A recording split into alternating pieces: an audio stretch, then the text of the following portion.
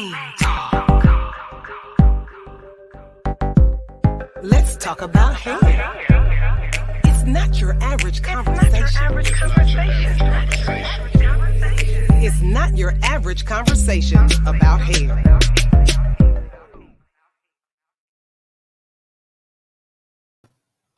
Good evening, everyone, and welcome to Main Talk Monday with your host, Deshaun Bullard.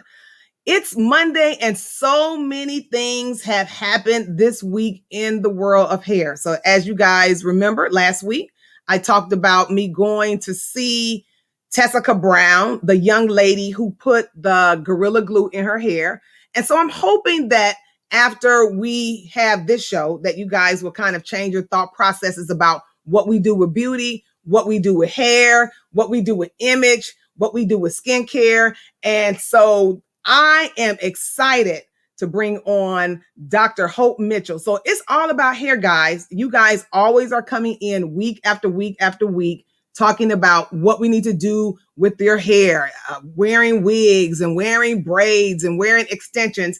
But for us, it's a little bit more than just hair. It's skincare. As we heard from Tessica Brown, we all have what we call I call it HAI, hair anxiety issues. You know, Tessica simply wanted all of her strands to lay down. She ran out of her favorite product and she used Gorilla Glue.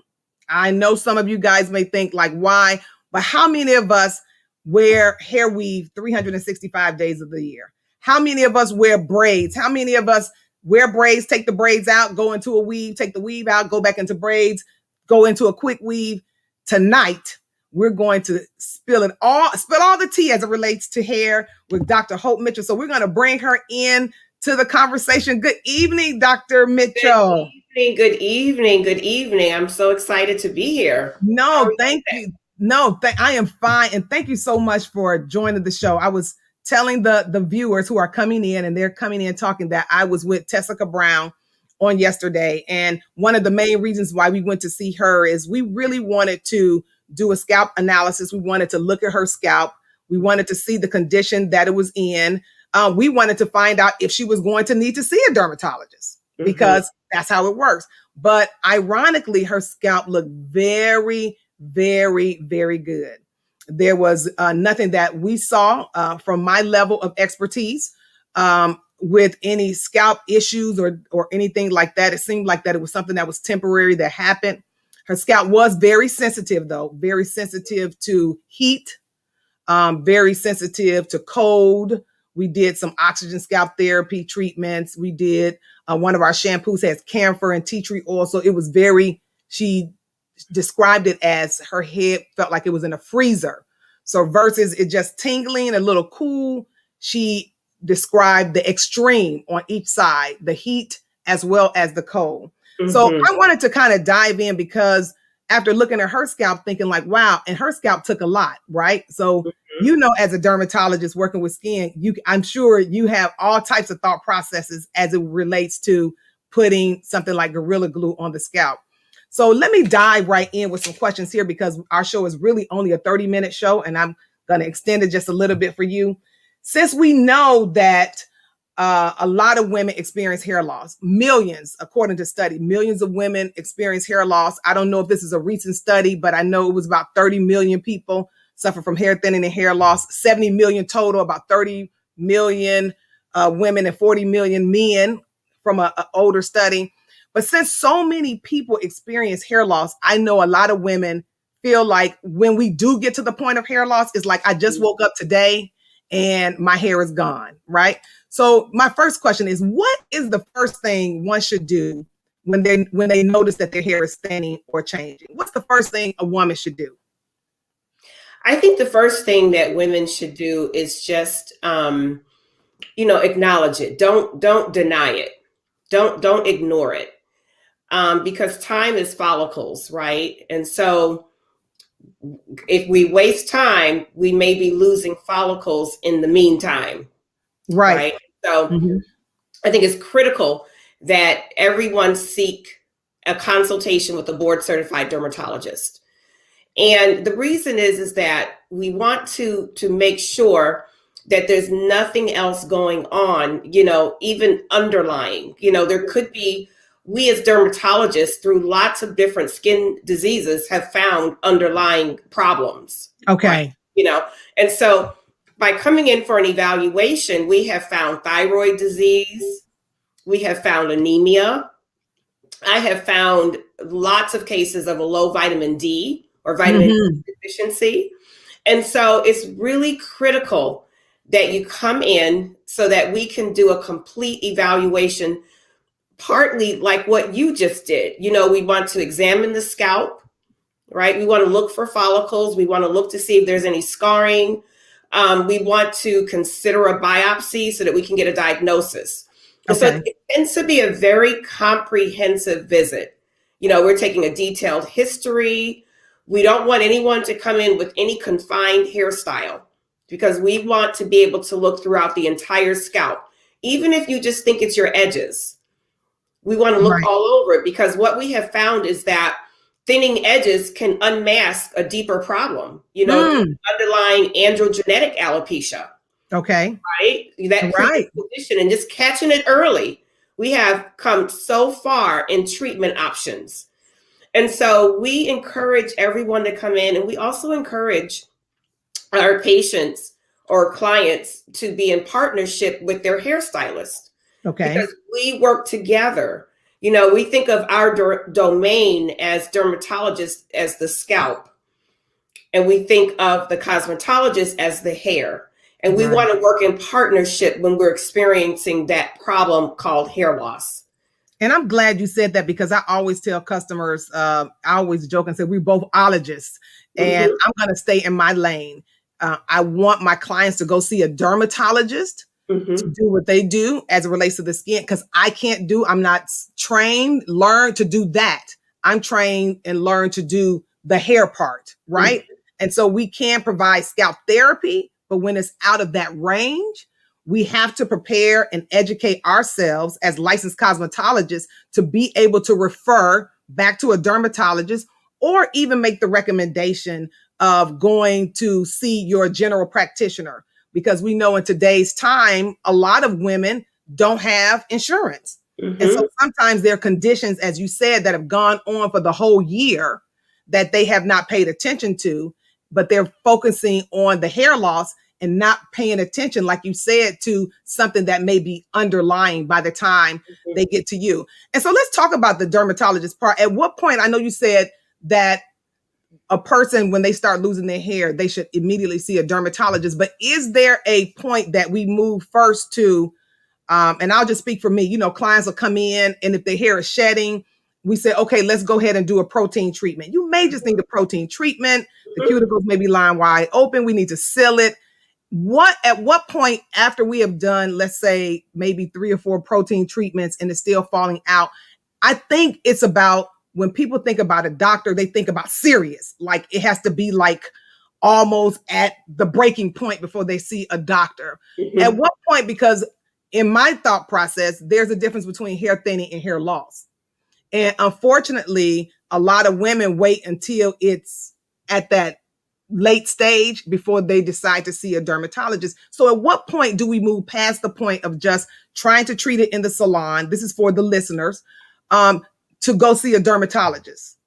So remember, and let me say something. And part two, a lot of dermatologists don't offer insurance. And so I think sometimes the problem is money. So let's talk about that. And I think you're right. You threw that in there. You got me. The access part can be difficult. It can be challenging, right? And so there are a lot of women who have built a bond with their hairstylist, a relationship, and the thought of taking their situation to someone they don't know, especially if you're in a community where you don't have culturally competent dermatologists, right? Who understand me and my hair and my culture. Right? Or if you've had an experience where you've gone to see one and they said there's nothing that can be done. We have all of that. I get it. We have all of that we have to work our way through. But I still want to encourage the viewers, the listeners, that we still want to seek a culturally competent board certified dermatologist. It doesn't mean that we want you to leave your stylist, because once you see us and we perhaps start treatment, we need the stylist to help us to style the hair so that you're able to get the treatments into the scalp that we may prescribe, right? That you're able to come in and have the treatments done so that we can see where we're going. Mm-hmm. So I can't stress enough the importance of the partnership. And let's put it this way. If you come to see the dermatologist and nothing is going on, hey, I love giving good news. Right. Don't you love receiving good news? Yes. But I love the word that you use. Everything's okay. Culturally competent. I love that. I'm going to steal that from you, because there's so many customers that I just spoke with a client last week who said the exact same thing. She went to a dermatologist who was not culturally competent.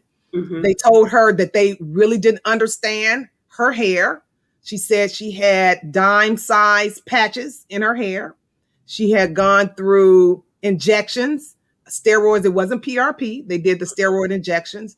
And she felt like she did, I guess, however many treatments with that. She didn't see anything. And she just felt like there was no energy, no concern, no help, no anything. And so I asked her about the cultural standpoint of who she was seeing. And she said point blank, they just said they didn't know about my hair. So I love that word about being culturally competent. I think that's a lot of people who are in groups such as medical groups, whether it be PPO or HMO, sometimes they feel like they are, they're stuck like at this point and have to go see a dermatologist in the group. And so I find out a lot of people have issues when it comes to being inside of a group as it relates to their insurance. Can I put out a plug? Since coming through the pandemic, there are a lot of Black dermatologists, let's just put it out there, that do virtual visits. And I would encourage the listeners to seek out at least a virtual consultation, because you may find just by talking to that dermatologist that, oh, I know so-and-so is over there, and you may not mind taking a 2-hour drive. It may be a good thing to do just to get the treatment. So I always say, consider that. And then one of my dermatologist colleagues came up with or developed a platform called Black Derm Directory.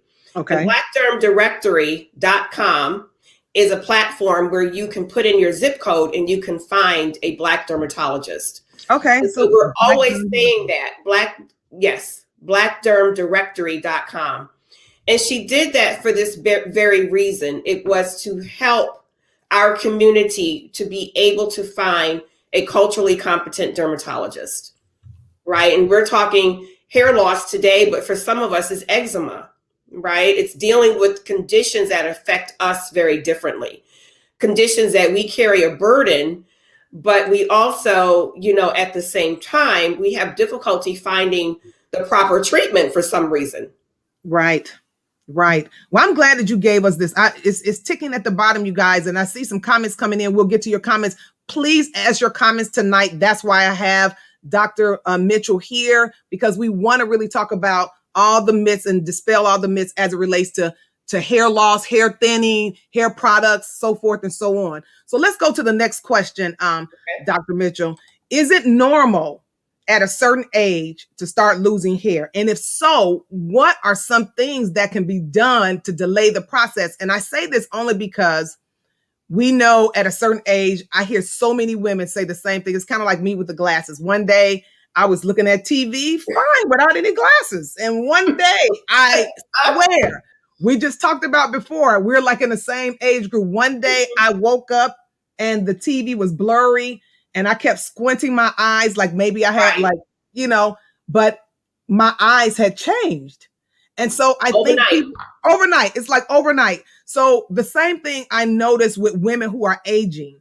A lot of women, as they get older, our hair can begin to thin out. But is there something that we could do, as we do with the skin, as you say, to prevent wrinkles, and, we have hyaluronic acid, and we have collagen, and we're talking, listen, I'm that age, so I'm looking at all those type of things. But what can we do if losing hair is part of the normal process? And if it is part of it, is there something that can be done? So that's a really, really, really, really favorite question of mine when I'm asked that. Because one thing we do know is that as we mature, our hair is going to thin. The other thing that we do know is that hair loss is multifactorial. So it's never just one thing, right? So hold that thought. Mm-hmm. And then the third thing is that we can start losing hair at any age. So it's not, just as we're aging, but we can lose hair at any time. And, just going through the pandemic, for example, all of that stress, I think everyone could say that people of all different ages were losing hair. So imagine putting that on top of aging, putting that on top of postmenopausal, right? Perhaps putting that on top of a nutrient deficiency or poor diet. Right. So we have stress. We have maybe genetics. I didn't even say that. Maybe we have a genetic predisposition. You know what I'm saying? So we've got postmenopause, right, where we are thinning, aging, genetics. Then maybe we have a metabolic issue. Maybe we have a thyroid issue, a low vitamin D. I just named about 4 or 5 things. You did, but what about I have to throw this in because we have a lot of women that have like hysterectomies. What about that? Premenopausal, yes. I have, I had to get a hysterectomy. And so now my whole body's just thrown off. And that's why it's important, as soon as you experience hair loss, no matter your age, that you get checked out by a culturally competent dermatologist. Okay. Because I guarantee you that dermatologist is going to spend more time with you in your hair evaluation, first of all, right? Okay. Because they're thinking like you, right? They understand you. They're going to be more compassionate towards you, looking at you, and you have similar hair, right? We understand that. We're going to take more time, even if there's not much going on, to explain to you, these are the things that you want to be aware of. These are the things that you want to look out for. You want to make sure every year you're getting your blood work. Every year you ask the doctor to check your vitamin D. You don't miss your physicals. If you start to thin, ask your family questions. Is there genetic hair loss in my family? Mom, what's going on with you? A lot of times we didn't know because no one talked about it. So you want to ask those questions. You really do. So to answer the final part of the question, things that you can do is definitely try to keep your stress under control. And by stress, I don't just mean the emotional side of it, because I get it. We're all going through things, and some of these things hurt. Let's just be real. Yeah. But there's physical stress to the body. For example, uncontrolled diabetes, uncontrolled blood pressure. That causes the body to be stressed and to produce inflammation, right? And that inflammation in the blood system can go everywhere and wreak havoc. Right? It can cause our arthritis to flare. It can cause our hair to shed. And so, we're talking about finding medical problems, keeping them under control, limiting inflammation, eating the proper foods, the antioxidants that can really, really attack that inflammation so that you can keep a healthy scalp and grow the healthy hair that we all deserve. I mean, you've said a lot, and I think that people don't really realize that. Of course, I have a brand, Neurotress, and we always, promote healthy hair from inside, with the vitamins and all of that. And I really only started it because of my own journey. Out of all the things that you said, here I was, the premenopausal girl at 21, was diagnosed with premature ovarian failure due to my thyroid that created antibodies and all this other stuff that happened to me along the way. And when I went to beauty school after graduating from college, and wanting to still fulfill this passion of hair, they use me as an example of what your hair should not look like in class. And I wasn't even doing anything, but lo and behold, it was my thyroid condition. And then after working with dermatologists and, working, so that's how the passion grew.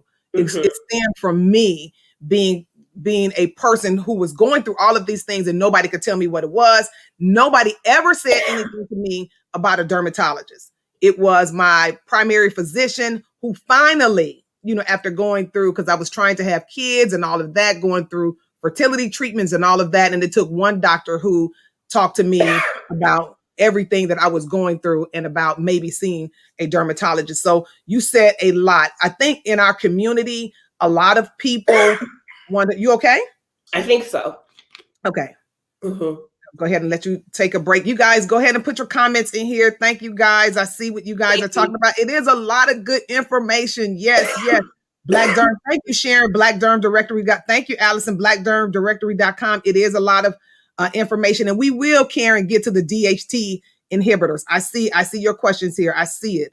But one of the things that I want to talk about, as I was just saying, a lot of people never really related back to health, and a lot of us have health issues. And the first thing we want to do, and I'm not going to blame it on the customer. A lot of times it's us as a hairstylist just not knowing what to do. That's why Neurotrust has tried to be as instrumental as we can by teaching the basics on at least knowing how to do a basic consultation. Because as you said earlier, we are sometimes the first people that see what's going on. You're the frontliners. We're the frontliners, but we are also the first people who overlook it because we think that we're going to get blamed for what's going on because we don't know. And so what I've heard from a lot of stylists is that, I've been doing her hair for years. All of a sudden it's thinning.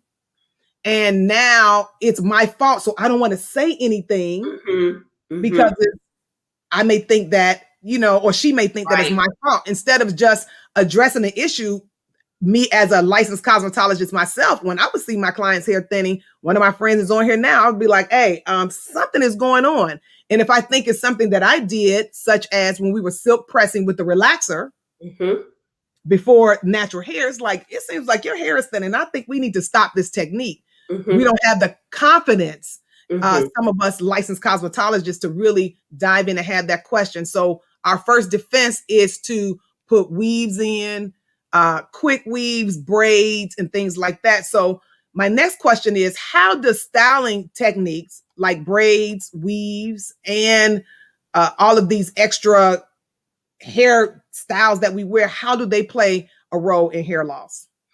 Okay, so, my response to that is that we as a community of Black women are very creative, right? That's part of our culture to switch up our hairstyles. And you and I, we both love it. So we're not here to knock the styles if they're done appropriately. Correct. Right? We love it. Correct. But when they're not done appropriately, again, that can wreak havoc on our hair. So some of the things are going to be the obvious, wearing the styles too tight, right? Pulling on the edges, not allowing the hair to have breaks, right? Putting tight braids and weaves on top of a perm, those types of things. Perming your hair at home, and then going into the stylist and not saying what you're doing and then getting this style. And, there are a whole lot of things that can contribute. Right. The locks, when we're getting our locks retwisted, they're too tight. They're too tight. And we're putting the metal clips at the scalp and sitting under the dryer, and this heat is burning. Yes. Now they look beautiful, but they're too tight. When you start to see your scalp raising up over the braids, and you start to see the hair bumps along the edges, right? Those bumps that are in the follicles, it's too much. Yeah. It's too much. And so my recommendation, or dermatologist recommendation, is if you're going to do them, don't leave them in too long. And every style is going to be different.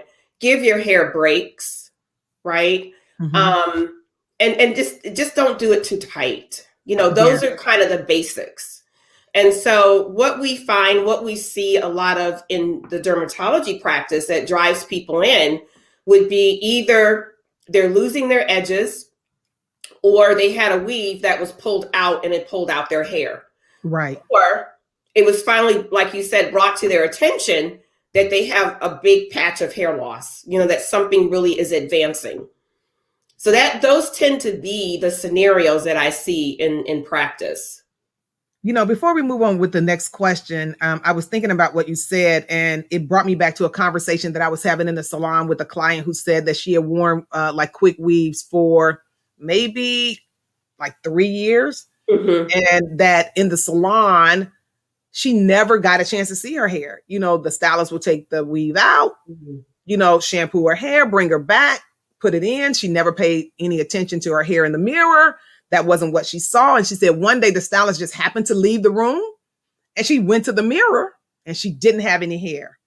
And she said at that point, she was like frozen in time. How important is it? And I'm so glad that you're here. How important is it for us? And I know that there's a lot of Black derms, in your community who are reaching out to hairstylists. But a lot of hairstylists also feel that the dermatologists don't want to work with them or look down at them or, belittle them. How important is it for the Black hairstylists, more importantly, to really come to, I just joined CARF. Yay! Yeah. I just joined and I shared the link in my hair loss group with other stylists because I just want to be, as a brand owner who is, focusing on healthy hair, more importantly, and helping my customers not go down that road or, returning the hair back to a full restoration before it's too late. I felt like it was important for me to join the organization just to get as much information I can from you guys, listen to you guys, just so that I could transfer the information, connect with the Black Derm directory, which I'm going to put it back down here at the ticker here to find out how we can start recommending customers to dermatologists across the country. But I know this wasn't a question on your list, but how important is it for us as licensed cosmetologists? Because I do feel, and I'm conscious about this myself, that a lot of licensed cosmetologists, and some of them are watching, they want to be doctors, but we're not. And you can't diagnose, you don't know, it's certain things you just can't do. So how important is it for us to get some type of information? Where can we get it from? Should we join CARF? I think CARF is a little above for some people, but where are some of the basics we can start from as it relates to partnering with the dermatologist? I think the place to start is in our minds. We have to renew our minds to the point that it is not about us. We have to do what's best for our patients, for our clients, and we cannot be successful without each other. It's just that simple. The education that our patients need when they're experiencing hair loss, it cannot be successful without the two of us, right? Mm-hmm. You have much more training in hair care than I ever have had. I have some only because I'm culturally competent. Right. I take care of my hair. I understand. Right. But that's your jurisdiction. And the scalp is my jurisdiction. I always tell patients that come in and they start to ask me, well, what shampoo and what conditioner and what this? And I'll say, okay, the only reason I can somewhat answer that question is because, remember, I have hair like yours. I have been through a lot of products, but it's your cosmetologist that's going to know what products are best for your hair. But we can start here. We can start at this point. The scalp is my jurisdiction, and I'm responsible for understanding how to get your hair to grow out of your scalp. Right. That's right. And so that means we have to work together for patients to be happy, right? To get the results that they're looking for. So we have to stop thinking that we don't need them and they don't need us. And if we have to, it's a mutual thing. Get out into the community. I have to get out. You have to get out, and we have to meet each other. We have to say, here's my card. Can I have your card? I see that you work with natural hair.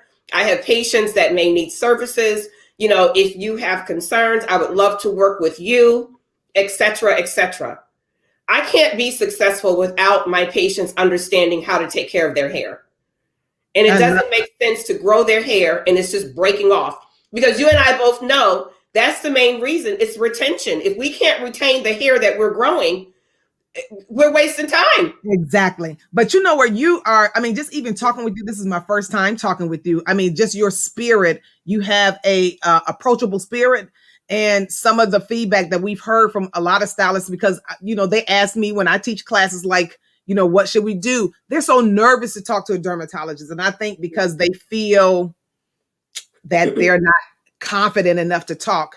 I'm a little different. I have a degree from Tuskegee University. I was in IT. I kind of came into the industry a little different. So, I worked in corporate America. So my background is different. So I may feel okay to reach out and talk, or I may know how to address a dermatologist who may talk to me some kind of way, because I've had it happen from a Black male dermatologist who talked down and was using words like comma. And I was like, well, I'm offended by the conversation. You don't have to say comma.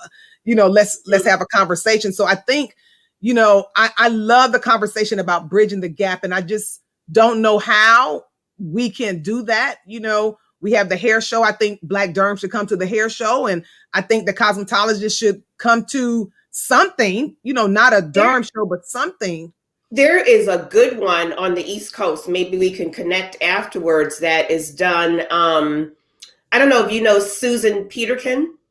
No, I don't. On the East Coast. So there are some, but that's an excellent way that we can partner and learn from each other. Right. Because we do get a little bit nervous about talking about how to style the hair. Okay. You know what I mean? Because we didn't learn that in school. Right. And so for me, that's why I always preface it with, I only know a little bit because I have similar hair to you. Right. Let's find out who your cosmetologist can be, so that as we go through your journey, you can have the greatest success. Okay. I see you guys' comments, guys. I'm coming to them. I see them. I see them lighting up, but I want to get through these next questions right quick, and then I'm going to come. So don't go anywhere. So most people, when they go to the dermatologist and they're diagnosed with alopecia, I experience this a lot in our clinic, and I hear some people in here like, yeah, this is what we do at our clinic. They come in, and when they hear the word alopecia, it's like a death sentence. It's kind of like, I'm about to die. My hair would never grow back. When we know the definition of alopecia simply means hair is not in an area where it normally grows. And it doesn't mean that it's permanent, because it could be telogen effluvium. It could be temporary after you had a baby. It could be temporary due to stress. It doesn't mean that it won't grow back. So if someone is diagnosed with alopecia, what should the next steps of restoration be, if it's possible, upon the diagnosis? So this is a great time, as you probably know as well, for hair loss, because I've been in the field for 23 years, and I've never experienced a time where we've had so many options for regrowing the hair. Okay. That's the first thing that I want the listeners to understand, is that we're in a good time and we keep getting new treatments. Okay. Now, some of the treatments are cosmetic and you have to pay out of pocket, but many of them are not. And again, I know I sound like a broken record. That's why it's so important to seek help. The first question you asked, as soon as you see the thinning, because the sooner that we treat it, the sooner that we intercept, the sooner that we can educate you, the less likely we're going to get to a point where we need to have hair transplantation, or we need to say transplant. Right. So we have all kinds of medical prescribed, approved treatments for hair loss. We just need to catch it before those follicles scar. Once those follicles scar, we can't bring them back. Yeah. And so that's why I'm so glad you asked me to come on. I am passionate about this, about trying to get the word out about hair loss. I can't tell you how many direct messages I get about hair loss, where people, in my opinion, I was just talking to a colleague, have just been miseducated, misinformed, dismissed, and it's really sad.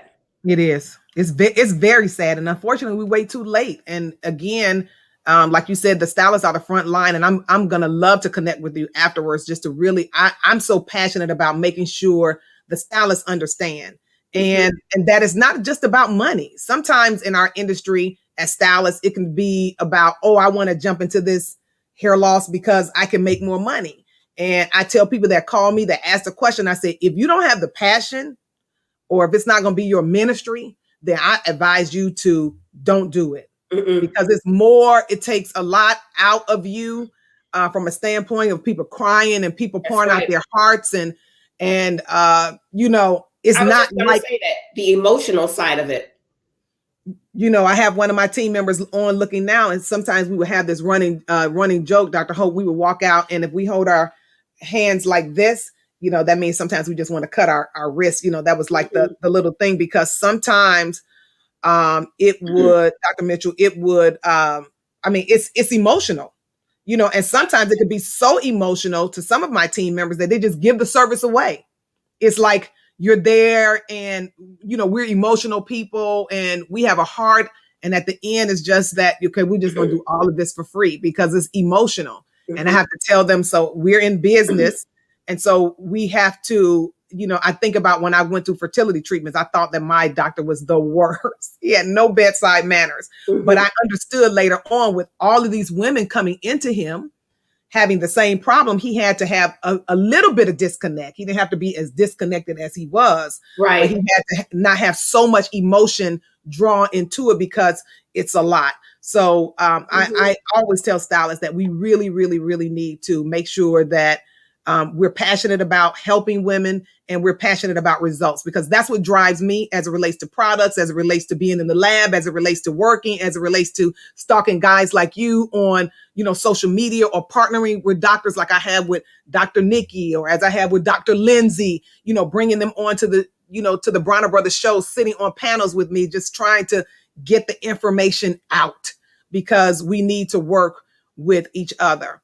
Okay, I'm going to go on. I'm going to get some comments after this question, guys. Okay, let me ask this. I just want to get through my questions. So everybody's going vegan. Everybody's, you know, trying to eat healthy. We're trying to lose weight. We're trying to stay fly, right? You want to stay, you know, right. young, at least young looking. Right. Exactly. And so how does nutrition play a role in hair thinning or hair loss, especially with vegan or I remember trying to be a pescatarian when I turned 50.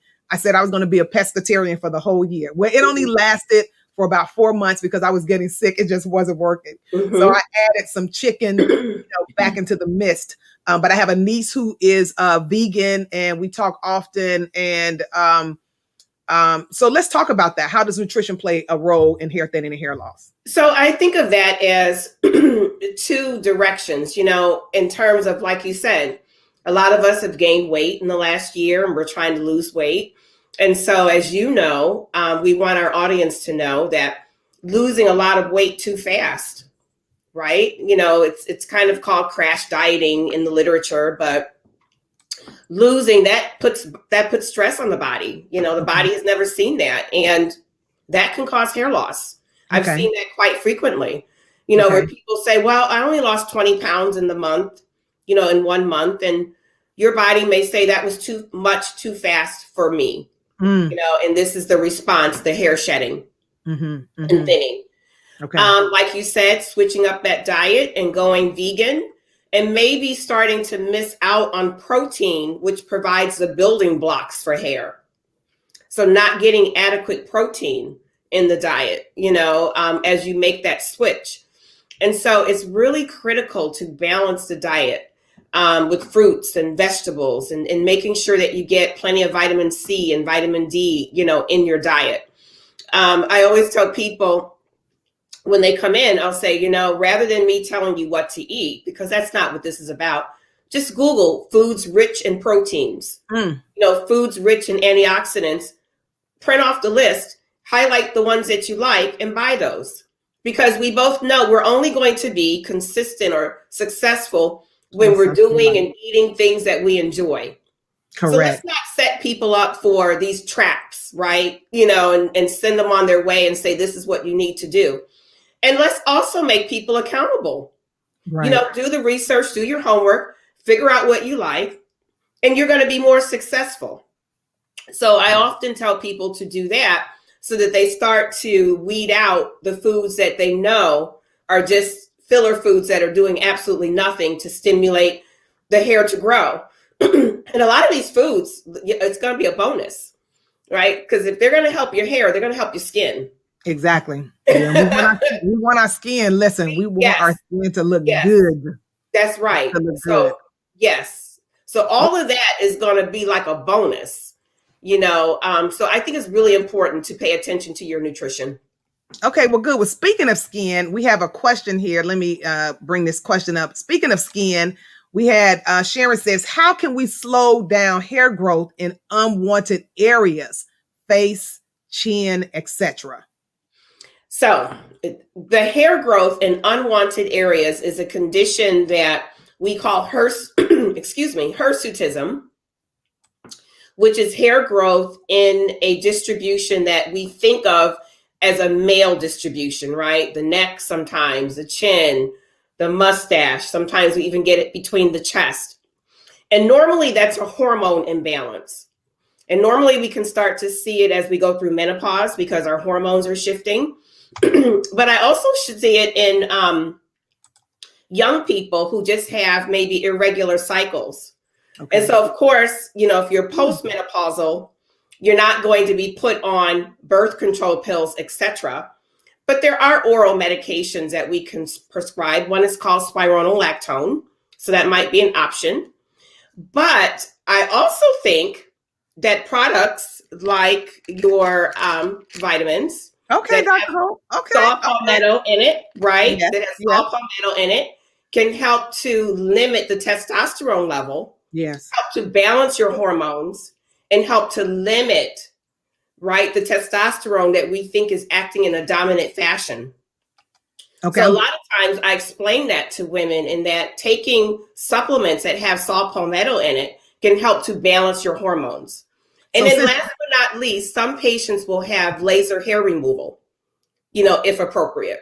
Okay. So speaking of saw palmetto, and somebody asked a question about, explain a little bit more about the DHT inhibitors. Can you briefly just go over, like, with DHT inhibitors? I know I've talked about on the show a lot, but we have the real professional here now just to talk about, as we talk about saw palmetto and DHT blockers and things like that. How important are DHT blockers, DHT inhibitors, as we talk about, hair loss and hair restoration? Well, definitely, we know that can actually trigger, just to not go into great detail, the receptor activity that thins out the hair, right? So binding there and causing the hair to thin or fall out. And so we know that the saw palmetto can inhibit that. And so that's why we highly recommend that. Some people take it, isolated. And most people, I say it's better to just blend it into a vitamin that has so many other things in it, like your vitamin, for example, that has other active ingredients to help stimulate hair growth, the silica, the zinc, etc., all in combination. So yeah, we worked hard. We've changed our formula 3 times over the past 22 years. And every time I get more information, like adding D3 and cayenne pepper and the horseradish extract, those were the last things that we added, a few years back, because just getting more information and wanting to provide something that is not so expensive, because again, we talked about reach and access that can inhibit us from, wanting to move into using something that can help us. We have Sharon has formulation. Thank you very much. Sharon has another question. She says, how are follicles scarred and what are the causes? So follicles are scarred. We're gonna keep hitting this.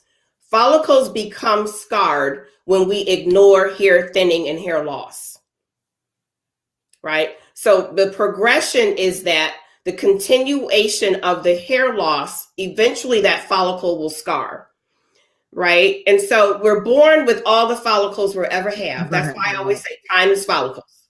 It's not like we can make a new follicle. The best we're going to be able to do if you have scarring when you come into our office is to see if we could stimulate hairs to grow out of those follicles that are left. Can we get more hairs to come out and fill in the density of this scarred area? Because we're not going to get new holes to produce hairs to come out of. So the scarring comes from that continued trauma to the scalp.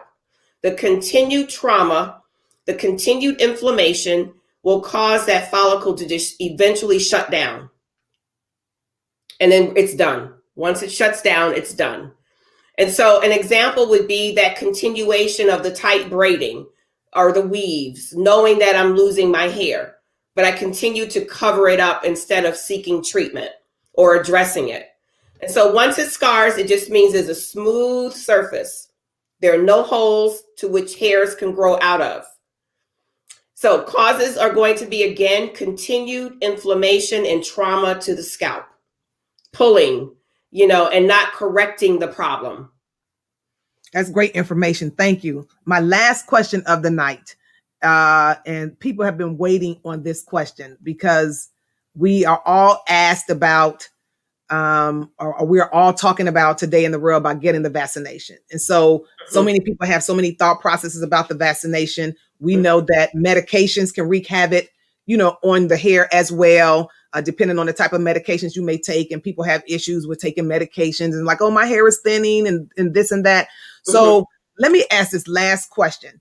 Will getting the COVID-19 vaccination have an effect on our hair? I mean, inquiring minds want to know. People have asked, like, is it going to affect my hair? And it's crazy that we would think that, but I guess they think about all the other things that go in our body, as we talked about: food, diet, other medications, high blood pressure, diabetes, thyroid.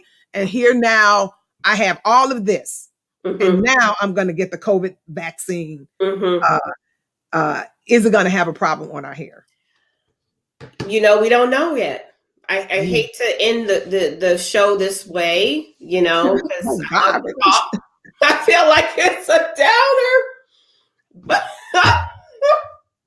But we don't have enough evidence, you know what I mean? We know that we were in the studies, that, we were there as a community, Blacks, but we don't even know that was really a side effect that was really monitored, hair loss. Right. We have not seen that in terms of an AE or adverse event, right? So, we know that there are some adverse events, but hair loss itself, we just don't know. I would have to say, I believe the answer will likely be no. Okay. Because the flu vaccine is a no, right? Okay. But I still encourage my patients to all the antioxidants that they can do, you know what I mean? All the fruits, and just keep the body healthy.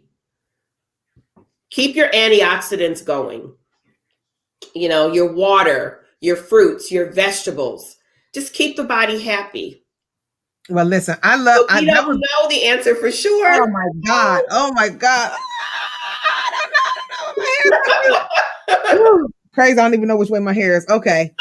All right. So, ladies and gentlemen, Tyrone, I see you here. Yeah. Yes, ma'am. I love this. He said it is much needed. This conversation is much needed, but Allison is on here and she's just blinging it up. Hey, so Allison, I think she sent me the email. Yeah, she did. So she said, ask Dr. Hope, how can I get my hair to grow out of my scalp faster? I know this is funny. Most people, I think we live in a time where we want everything fast. We can type in information on the internet and we get it. Dr. Hope Sharon, you have Dr. Holly, Dr. Hope Mitchell, that we get our information quickly. We get it fast. And so we want everything fast. We want our hair to grow back. And I'm sure that you get that from patients all the time. They come in, they've been wearing weave for literally, I know in our clinic, when we make them fill out the evaluation, you have some people saying they've been wearing weave for 7 years and 10 years and 13 years. And then we have it as little as, 3 years. And to me, that's a long time to just consistent with no breaks in between. So we want things fast. So getting back to Allison's question, how fast, how can she get her hair to grow out of her scalp faster? I think that's a good question because a lot of people ask it, right? And so you and I know that the hair grows. I think where the disconnect is the retention, right? I think that's the issue, is that the retention, we're not retaining length. So I like to think of it as the hair grows about 1/2 inch a month, right? We know that it grows. But if we're going to keep it growing, we have to keep those ends healthy. We have to keep the hair healthy. So are we experiencing breakage? I think that would be the question. Is the hair dry? Is the hair healthy? Is it breaking? What's happening that she's not perceiving the hair to be growing? Because we know it's coming out of the scalp, right? It's coming out. So the length, I would say, I would question Allison to think about, why am I not retaining? Am I getting haircuts very frequently? You know, am I taking the length down because I just like it down? Am I getting those basic trims? You know, am I retaining? Am I putting water on? Am I keeping it hydrated? You know, is my hair happy? So I like to turn it into thinking about it that way. That's good, Dr. Hope. You know, I know, of course, I know Allison, and Allison, she likes to get her hair done maybe 3-4 times a week. And sometimes it could be, I tell it could be a little bit too much, you know, just heat, heat. Oh, heat on Saturday, adding, you know, heat on Wednesday, heat on Friday, you know, the whole shampoo. But, and I'm going to ask this question on your behalf, Allison, because you didn't ask this. Allison has seborrheic dermatitis. And so that is another reason why she wants to keep it, you know, shampooed so much. And she has a, I can't remember. Making it worse. Yeah. Could be drying the scalp out. Okay, Allison, you hear that? We don't recommend frequent shampooing with seborrheic dermatitis. As you and I know, that is a medical condition that needs medical treatment. Yes. And so we normally recommend that the scalp be shampooed no more than once a week. So once a week, definitely. The other thing that she can do is use the medicated shampoo. Just make sure, and I'm sure you've told her that, make sure she's just using it on the scalp. Right, yeah, she has a medicated shampoo. She has a prescription that when she comes to the salon, that we use a prescription on her scalp. And not me, one of, you know, her stylist Tyrone, who's on here as well. He uses it on her scalp, but she uses it, you know, she likes to get her hair shampooed literally like 3 times a week, and so that could be making it worse. That could be making it drier. Drier. Yes. Okay. And another thing that she can do too with her, because the scalp naturally makes sebum. And so we recommend just take the balls of the fingers and just really massage the scalp, because a lot of times there's oil right in the scalp that she can massage through the scalp. Definitely don't put oils on the scalp. I'm sure she knows that, because that just feeds the yeast that's causing the problem. I'm so glad. And sometimes people do that. They put oil, and that's why they feel like they need to shampoo more, because they eventually feel that buildup. Yes. And so it's like a vicious cycle. Yes. So I would encourage her to work through those steps backwards and just think about once a week, really massaging the scalp. She doesn't need to put oil there. Use the medicated treatment to the scalp. And she should be able to come out of that where she will get comfortable. She's not going to do it tomorrow. She's not going to go from 3 times a week to once. That's not what I'm suggesting. Right. But maybe Tyrone can take her to twice and then eventually get her to once a week.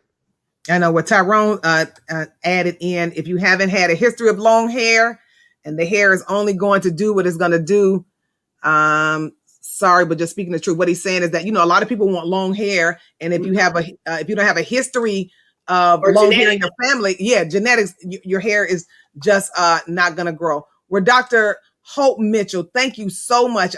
People are saying, Janie said, great information, ladies. Etna saying, you know, great information. Alicia saying, you're the best. Sharon said, what is CARF? What is the cicatricial alopecia research foundation? Research Foundation. And so that's what that is. And so thank you all. Make sure you still comment on. I don't even want to go. I know we'll have the comments are still coming in. Okay. We're going to have to just come back now that you're here and we're sisters. Right. We'll just have to come back, because I really have a passion for making sure that the people get the information. And so that's what Main Talk. You're welcome, Alicia. Alicia saying thank you. That's what Main Talk is all about. That's what we call a Main Talk. We talk about how hair affects our everyday lives, whether we're talking about the election and we're stressed out, whether we're talking about our previous first lady, or not the last one, the one before that, Michelle Obama, how everything we do in our daily lives. And now we're talking about Tessica brown with the, Gorilla Glue, because we do have a fetish about our hair, but we're not really talking about it a lot. So please come back and let's talk on the show. Thank you, Etna. She said really, really enjoyed the conversation. So we'll have to have you back. I'll send you a link, because as they ask questions, guys, you guys will just keep putting questions in the comment. The show is only 30 minutes, guys. So we are almost at an hour tonight. So we stretched it because I knew this was going to be a great conversation. So thank you, Dr. Hope Mitchell. Thank you for joining us. And we would definitely have you back. Guys, again, put your comments at the bottom. Can we stay in touch? You promise? Yes, I promise. Allison, if you're still listening, if you're not listening, we'll make it happen. We'll stay in touch. Thank you, guys. You guys have a great week. Join us next week. We're going to have another great conversation, but I'm going to save the topic. I'm not going to tell you guys about it now. I'll let it be a surprise for next Monday. You guys have a great evening and stay safe. Bye-bye.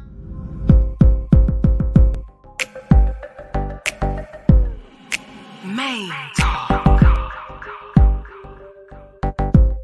Let's talk about hair. It's not your average conversation. It's not your average conversation about hair.